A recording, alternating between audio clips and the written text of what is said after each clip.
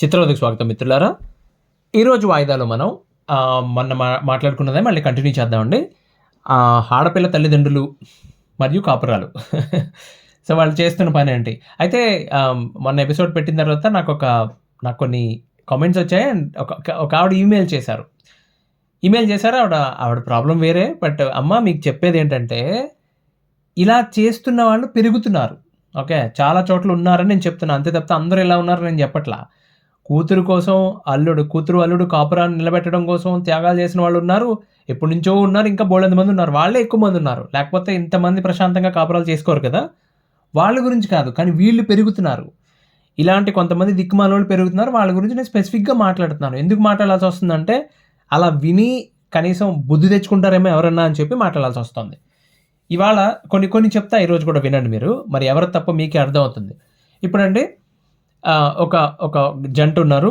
పెళ్లి చేసుకొని కాపురం చేసుకుంటున్నారు. ఆయన భర్త సాఫ్ట్‌వేర్ ఇంజినీర్ అండి. టెక్నికల్‌గా వాడు సూపర్ ఎక్స్‌పర్ట్. చాలా మంచి expert. Okay. Now you talk anything like Python అను, స్పార్క్ అను, పాండాస్ అను, డేటాబ్రిక్స్ అను, స్నోఫ్లేక్ అను, ఓకే మీకు అర్థం కాకపోవచ్చు ఈ భాష. ఏం చెప్పినా టక్ టక్ టక్ టక్‌మని చేసేస్తాడు వాడు. ఏదైనా నేర్చుకొని చేయమన్నా చాలా ఫాస్ట్ చేసేయగలుగుతాడు. కానీ వాడి ప్రాబ్లమ్ ఏంటంటే కమ్యూనికేషన్ కొంచెం వీక్. మనోడికి ఇంగ్లీష్ అంత ఫాస్ట్‌గా మాట్లాడలేడనమాట. కాబట్టి ఏ కంపెనీలో అయితే ఇనీషియల్‌గా చిన్న కంపెనీలో చేశాడో, ఆ తర్వాత ఇంకో దానికొచ్చాడు. అక్కడే కంటిన్యూ అవుతూ ఉన్నాడు. ఆ కంపెనీలో అతనికి జాయిన్ అయినప్పుడండి 11,00,000 సాలరీ. దానికి జాయిన్ అయ్యాడు. ఇప్పుడు 24,00,000 ఉంది. రీసెంట్‌గా అండి లాస్ట్ ఇయర్ జరిగిన పెర్ఫార్మెన్స్ రేటింగ్ ఉంటది కదా! రేటింగ్‌లో వాడికి చాలా మంచి రేటింగ్ వచ్చింది. సో, హైక్‌తో పాటు ప్రమోషన్ దొరికింది. ఓకే. వాళ్ళ బాస్ ఏం చేశాడు, ఈయన పనాడు మిస్టర్ బాగా డిపెండబుల్ వీడి మీద చాలా డిపెండెన్సీ ఉందని చెప్పి వాడికి ఒక 25% హైక్ ఇచ్చాడండి. అంటే సాలరీ అంతా కలిపి 30,00,000 అవుతుంది సంవత్సరానికో 30,00,000 అవుతుంది. అతను అప్పటి వరకు తన కెరీర్‌లో అంత హైక్ ఎప్పుడు చూడలేదు. చాలా హ్యాపీ ఫీల్ అయ్యాడు.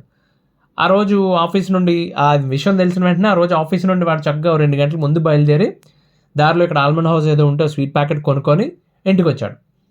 ఏదో వైఫ్‌ని సర్ప్రైజ్ చేద్దాం అని చెప్పి ఫోన్ అది ఏం చేయకుండానే ఇంటికొచ్చాడు. ఇంటికొచ్చేసరికండి వాళ్ళ ఫ్లాట్ దగ్గర బయట చాలా చెప్పులు గిప్పులు అది ఎక్కువున్నాయి. కొంచెం షూస్, చెప్పులు ఇవన్నీ ఎక్కువ ఉండేసరికి అమ్మో! ఎవరో వచ్చినట్టున్నారు ఇంటికి అనుకుంటూ ఉండగా లోపల నుండి మాటలు వినబడుతుంటే ఎళ్ళాడు. ఎళ్లి చూస్తే అమ్మాయి తల్లిదండ్రులు ఎవరో చుట్టాలు కూడా వచ్చారు బయట నుండండి. సరే ఈయన అందరిని పలకరించుకుంటూ లోపలికెళ్ళి ఆయన భార్యని పిలిచి, వైఫ్‌ని పిలిచి స్వీట్ ప్యాకెట్ ఇచ్చాడు. కారణం ఏమైనా ఆవిడే అడగలేదు. ఈయన చెప్పలా. ఇప్పుడు ఈయన హాల్లోకెళ్ళి కూర్చున్నాడండి. కూర్చున్నప్పుడు వచ్చిన చుట్టాల్లో ఎవరో ఒక ఫ్యామిలీ వాళ్ళ అమ్మాయి, అల్లుడు వచ్చిన చుట్టాల్లో వాళ్ళ అమ్మాయి, అల్లుడు అమెరికాలో సెటిల్ అయ్యారట. సో, వాళ్ళు ఈయన్ని అడుగుతున్నారు. ఈ అబ్బాయి ఎవరైతే ఉన్నారో అబ్బాయిని అడుగుతున్నారు. అబ్రాడ్ ఆప్షన్స్ ఏమి మీకు ఉండవండి ఆఫీస్‌లో? మీరేం ట్రై చేయట్లేదా? ఇక్కడే ఉంటారా? ఆప్షన్స్ ట్రై చేయట్లేదంటే ఈయన మొహమాట పడుతూ ఏదో చెప్పబోతూ ఉంటే, ఈ కుర్రాడు ఆళ్ళ అత్తగారు మధ్యలో తగులుకొని, "అదే అన్నయ్య ఏదో చిన్న కంపెనీలో చేస్తున్నాడు. అదే అంటున్నాం ఏదైనా పెద్ద కంపెనీకెళ్తే బావుంటుంది" అని చెప్పి, "పోనీ మీ అల్లుడు గారికి చెప్పండి ఒకసారి ఇక్కడ ఏమన్నా జాబ్ ఆప్షన్స్ ఏమన్నా ఉన్నాయేమో" అని చెప్పి ఆవిడ ఇన్వాల్వ్ అయిందంటండి. ఈడికి కాలింది. ఎక్కడో ఎవరికన్నా కాలుతదండి. మనిషి అన్నవాడు ఎవరికన్నా కాలుతది. వాడు మర్యాదస్తుడు కాబట్టి ఏం మాట్లాడకుండా అలా ఉండిపోయాడు. సరే ఆ గోల అయింది. మొత్తానికి వచ్చిన చుట్టాలు ఎళ్లారు. అమ్మాయి, అత్త, మామ ఉండారు. వీళ్ళింటి దగ్గరే ఉన్నారు. వాళ్ళ చుట్టాలు ఎళ్ళిపోయారు. ఆ రోజు సాయంత్రం వైఫ్‌తో చెప్పాడండి. ఇలా ప్రమోషన్ వచ్చింది. నాకు లీడ్ ఇంజినీర్‌గా రోల్ దొరికింది. మంచి హైక్ ఇచ్చారని చెప్పి. ఆ అమ్మాయి వెళ్లి ఇలా ప్రమోషన్ వచ్చిందంట అని చెప్పిందండి అత్తగారికి. అత్తగారు, మామగారు ఏకకంఠంతో బాబు ముందు ఆ కంపెనీ మారిపోండి. ఊరు పేరు లేని కంపెనీ. ఎవరన్నా అడిగినప్పుడు మనకు చెప్పుకోవడానికి బావుండాలి కదా! అలాగే వాళ్ళ చుట్టాల్లో ఎవరికో మైక్రోసాఫ్ట్‌లో జాబ్ వచ్చిందంట రీసెంట్‌గా. పెద్ద క్లాస్ తీసుకున్నారు. అసలు మీకు ఎందుకండి నాకు అర్థం కాక అడుగుతాను. ఒక మనిషిని మనిషిగా వాడి వ్యక్తిత్వాన్ని గౌరవించరాండి మీరు? వాడు ఏదో చేస్తున్నాడు. వాడు ప్రతి ఒక్కడు మైక్రోసాఫ్ట్‌లో, గూగుల్‌లో జాయిన్ అయితే మిగతా కంపెనీల్లో ఎవడు చేస్తాడండి? నాకు అర్థం కాక అడుగుతా. అంటే వాళ్ళొక్కళ్ళే విజ్ఞానవంతులని మీ ఫీలింగా? నాకు అర్థం కాక అడుగుతా. యాహ్! ఈ ఈ సీ ఆ అబ్బాయికైతే జీవితం మీద విరక్తి కలిగిందంటండి. అసలు ముందు ఈ విషయం తెలిసిన వెంటనే వాళ్ళ నాన్నగారికి ఇలాంటివి చాలా ఇంట్రెస్ట్. ఆయనకి ఫోన్ చేసి చెప్పాల్సింది కదా! నేను ఆ పాయింట్ మర్చిపోయాను. ఆయనకి చెప్పకుండా వీళ్ళకి చెప్పాను అని చెప్పి చాలా బాధపడ్డాడండి. కొంతమంది ఎందుకో అండి పొంగే ఆనందం మీద టక్కుమని విషపు చుక్కేస్తారు. అవేసి ఎళ్ళిపోతారు దిక్కుమాలిన బతుకులు. సీ ఆ అబ్బాయి జాయిన్ అయింది ఒక స్టార్టప్ కంపెనీలో.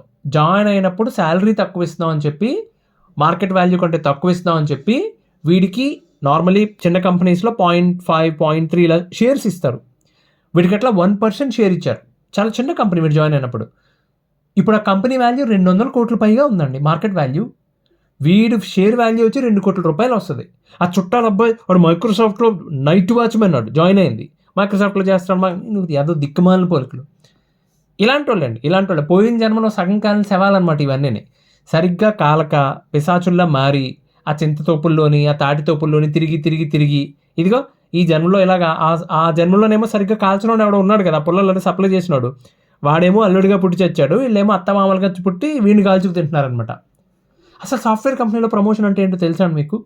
ఎన్నాళ్ళ కష్టం, ఎన్ని వీకెండ్స్, ఎన్ని పండగలు పనిచేసి ఉంటారో, వాళ్ళ ఫ్రీ టైంని, వాళ్ళ ఫ్యామిలీ టైంని, వాళ్ళ ఆరోగ్యాన్ని అన్నిటినీ పణంగా పెట్టేసి పనిచేస్తారండి.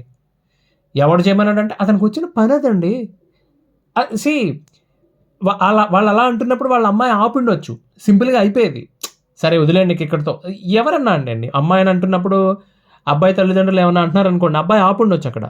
లేకపోతే అబ్బాయిని ఇలా అంటున్నప్పుడు అమ్మాయి ఆపుండొచ్చు, వాళ్ళ పిల్లలే కదా, వాళ్ళు ఆపొచ్చు. ఇక చాలా ఆపండను సర్లే అని చెప్పి టాపిక్ డైవర్ట్ చేయడం ఇది కూడా చేయొచ్చు.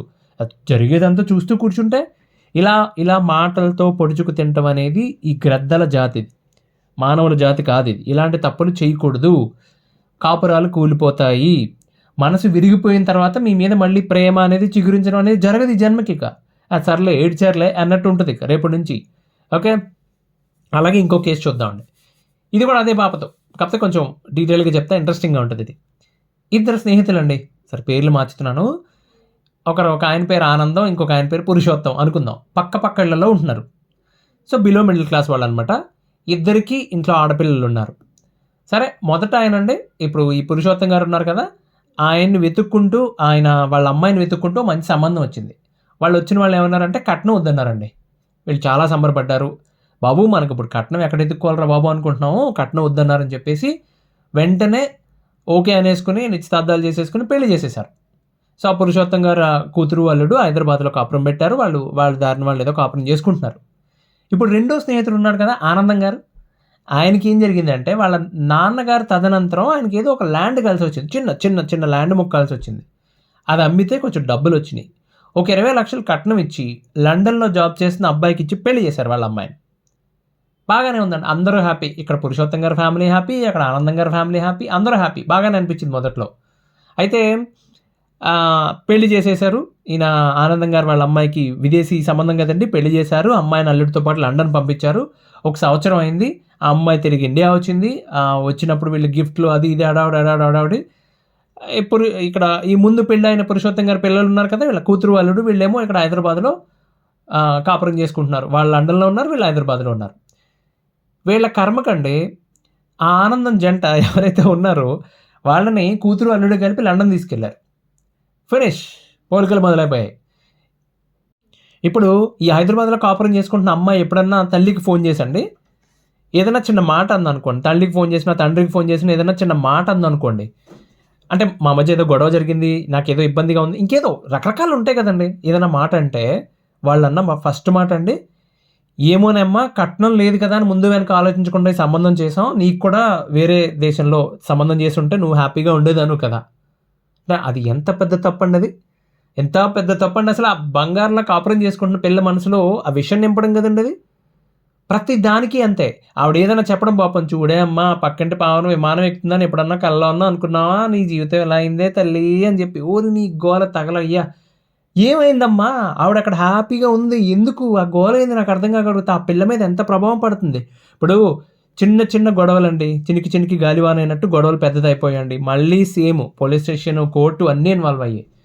చివరికి వీళ్ళు ఇట్లా దెబ్బలాడుకుంటూ ఉంటే, బంగారులో కాపురం చేసుకుంటున్న జంట ఇలా దెబ్బలాడుకుంటూ ఉండండి ఎవరో సలహా ఇచ్చారు, కోర్టుల చుట్టూ తిరగొద్దు అని చెప్తే వాళ్ళు ఏమన్నారంటే సెటిల్ చేసేసుకుందాం, ఒక 50 లక్షలు అడిగారండి. కట్నం తీసుకోకుండా చేసుకున్న పెళ్లికి పురుషోత్తం గారి ఫ్యామిలీ వాళ్ళ అల్లుడి నుంచి ఒక 50 లక్షలు డిమాండ్ చేశారు.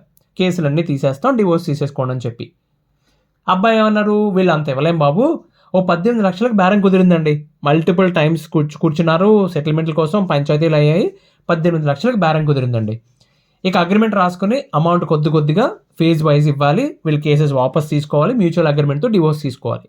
ఈ గొడవలు జరుగుతుంటే అబ్బాయి పనులన్నీ వదిలేసి వాడు జాబ్ ప్రశాంతంగా చేసుకుంటున్నాడండి. ఒకరోజు ఉద్యోగం నుంచి అదే జాబ్ చేసి ఆఫీస్ నుంచి ఇంటికి వచ్చాడు మనవాడు.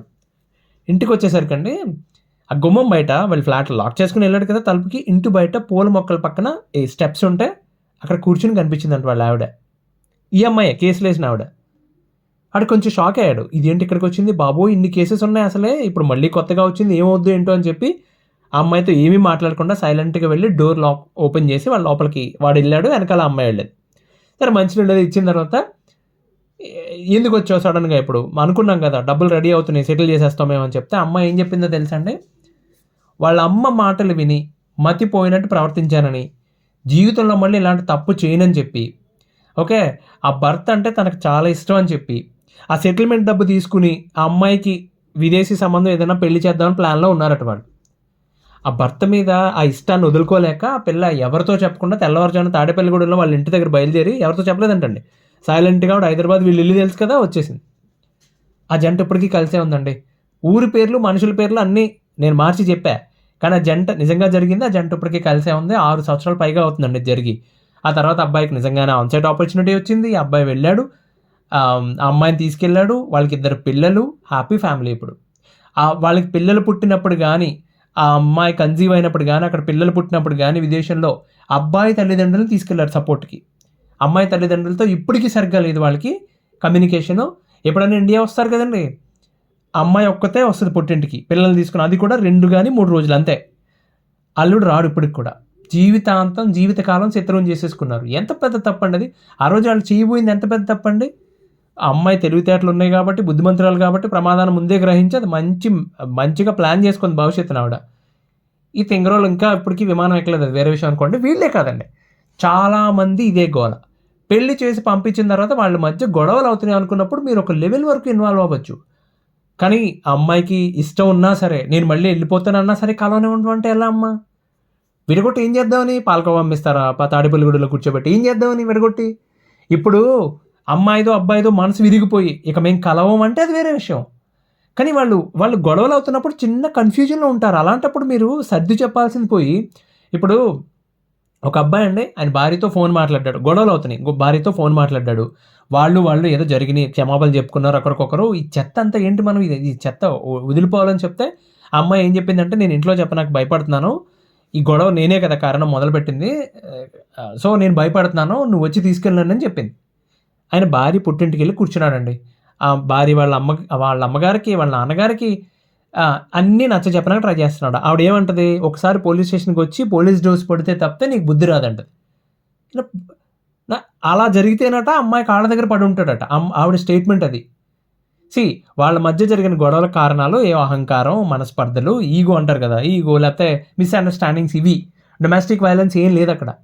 అంత గొడవ జరిగాక ఇప్పుడు మీ ఇంటికి వచ్చి మీ అమ్మాయిని తీసుకెళ్తాను బతిమాలుతున్నాడు కదా వాడు, కాళ్ళ దగ్గరికి వచ్చినట్టే కదా, ఇంకేం కావాలి మీకు? ఇదండి, ఇలా ఉంటే వీళ్ళు చేసే పనులు.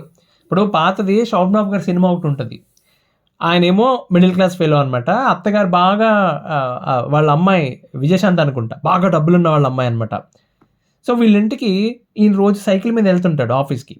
వెళ్తుంటే వాళ్ళ అత్తగారు కారు కొనుక్కు తీసుకొస్తారు. ఒకరోజు కారు కొనుక్కు తీసుకొచ్చి, ఇదిగో అల్లుడు, నాకు పరువు తీసేసినట్టు ఉంది, సైకిల్ మీద వెళ్ళకు, ఈ కారు మీద వెళ్ళంటే, ఓ వా భలే ఉంది కారు, ఇది ఎంత అయింది అత్తగారు అని చెప్పి చాలా అందంగా అడుగుతాడు. అడిగి, అలాగే రేపు బజార్కి వెళ్ళినప్పుడు 2 మీటర్ల తాడు కూడా తీసుకొచ్చిస్తారా అంటాడు. తాడు ఎందుకు, లాక్ ఉంది దానికి అంటుంది. అట్లా కాదు, మీ అమ్మాయికి తీసుకొచ్చి ఇవ్వండి, నా మెడలో కట్టి కుక్కపిల్ల కూడా తిప్పుకుంటుంది, ఇంకొకసారి అలా చేయొద్దు అని చెప్పి సీరియస్గా వార్నింగ్ ఇచ్చి వెళ్ళిపోతాడు.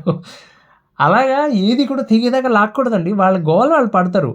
మా వల్ల కావట్లేదు, మీరు నిర్ణయం తీసుకోండి అని చెప్పి మిమ్మల్ని అడిగితే మంచి చెడు ఆలోచించి ఏం జరిగిందో కరెక్ట్గా తెలుసుకుని వీలైనంత వరకు కలిపి ఉంచడానికి ట్రై చేయాలండి. నేను చెప్తున్నా కదా, డొమెస్టిక్ వైలెన్స్, ఫిజికల్ వైలెన్స్, లేకపోతే మానసికంగా హింస పెట్టేస్తున్నారు సైకోనాయిలు ఉంటారు కదా, అలాంటి సందర్భాల్లో తప్పితే ఇలాంటి పనులు చేయకూడదండి. చాలా చాలా సంఘటనలు ఉన్నాయండి ఇలాంటివి.